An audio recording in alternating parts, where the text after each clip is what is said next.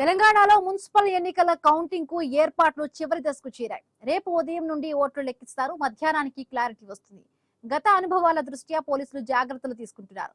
Voting సరళిని విశ్లేషించుకుంటున్న పార్టీలు గెలిచిన అభ్యర్థులను క్యాంపులకు తరలించేందుకు సిద్ధమవుతూ ఉన్నాయి. పూర్తి సమాచారం మా ప్రతినిధి క్రాంతి అందిస్తారు. ఉమ్మడి మెదక్ జిల్లా వ్యాప్తంగా 19 పురపాలక సంఘాల్లో ఓట్ల లెక్కింపుకు ప్రక్రియ ఏర్పాట్లు జరుగుతున్నాయి. దాదాపుగా ఏర్పాట్లన్నీ పూర్త దశకు వచ్చాయి.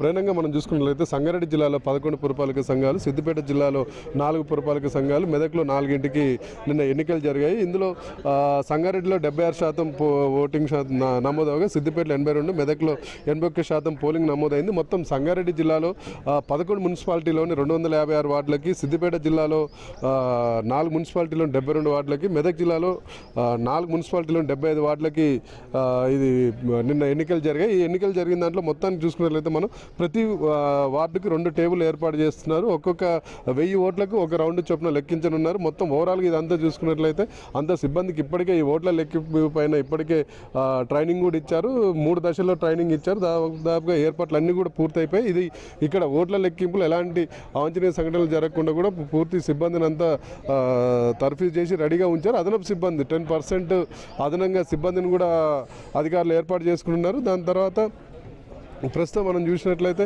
ఎక్కడ ఎలాంటి ఇబ్బందులు ఉన్నా వాటికి సంబంధించి ఇవన్నీ రాకుండా చూస్తున్నారు. ట్రయల్ అండ్ ఎర్రర్ మెథడ్లో కూడా ఇప్పటికే పరీక్షించారు. ఈ ఓట్ల విషయంలో ఏమైనా బ్యాలెట్ పేపర్ ద్వారా నిర్వహించారు కాబట్టి దాని మీద ఏమైనా సందేహాలు ఉన్నా, ఏదైనా అభ్యంతరాలు ఉన్నా దాని మీద ఎమ్మటే నిర్ణయం తీసుకునేందుకు సుపీరియర్ ఆఫీసర్స్ని కూడా ప్రతి వార్డుకు అందుబాటులో ఉంచారు. దీనికి సంబంధించి పూర్తి ఏర్పాట్లు అయిపోయి ఇక ప్రధానంగా మనం చూసుకున్నట్లయితే ఏదైనా పోలింగ్ ఫలితాలు మాత్రం మధ్యాహ్నం 12 వరకల్లా వచ్చే అవకాశం ఉంది. మొదట పోస్టల్ బ్యాలెట్ లెక్కించిన తర్వాత మిగిలిన లెక్కించనున్నారు. 1000 వాటికి సెగ్రిగేట్ చేసి 1000 ఓట్లను ఒక కట్టగా కట్టనున్నారు. ఇక మనం చూసుకున్నట్లయితే ప్రధానంగా ఇటు ప్రధానంగా 3 పార్టీలు కూడా ఎవరికి వాళ్ళు ధీమాగా ఉన్నారు. ఇక అభ్యర్థుల్ని పక్కన పెడితే పార్టీలకు కూడా ప్రస్తుతం గుబుల్ అవుతుంది. తమ పార్టీకి ఎన్ని సీట్లు వస్తాయి, తమ అభ్యర్థుల పరిస్థితి ఏంది, తాము పార్టీ నుంచి గెలుపొందిన వాళ్ళు తమతో ఉంటారా లేదా అని ఇదొకటి ఉంది. ఇక అభ్యర్థులు కూడా కొంత వాళ్ళకి గెలుపు మీద ధీమా ఉన్నా కూడా చాలా చోట్ల రెబల్స్ ప్రభావితం చేయనున్నారు. క్రాస్ ఓటింగ్ కూడా జరిగింది. కొన్ని చోట్ల రెబల్స్ క్రాస్ ఓటింగ్ చేయగా కొన్ని చోట్ల సైలెంట్ ఓటింగ్ పడింది. ఇది బాగా ఇటు అందరికి కూడా ఇటు పార్టీలకు కానీ అభ్యర్థులకు కానీ మొత్తానికైతే బాగా గుబులు తీసుకొని వస్తుంది.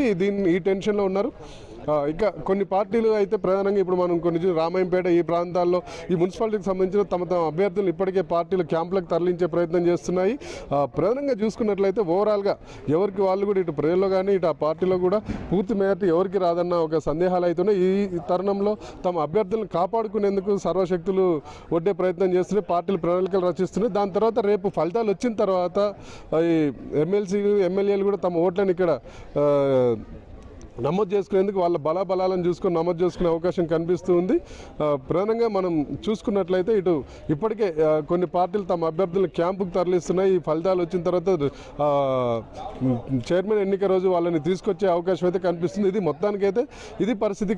నిన్న సంగారెడ్డిలో జరిగిన కొన్ని సంఘటనల దృష్ట్యా పోలీసులు కూడా అప్రమత్తమయ్యారు. ఎక్కడ ఎలాంటి అవాంఛనీయ సంఘటనలు జరగకుండా, ఫలితాలు వచ్చిన తర్వాత కూడా ఎలాంటి అవాంఛనీయ సంఘటనలు జరగకుండా పూర్తి ఏర్పాట్లు రక్షణ చర్యలు చేపడుతున్నారు. ఇది ఉమ్మడి మెదక్ జిల్లా వ్యాప్తంగా ఉన్న పరిస్థితి.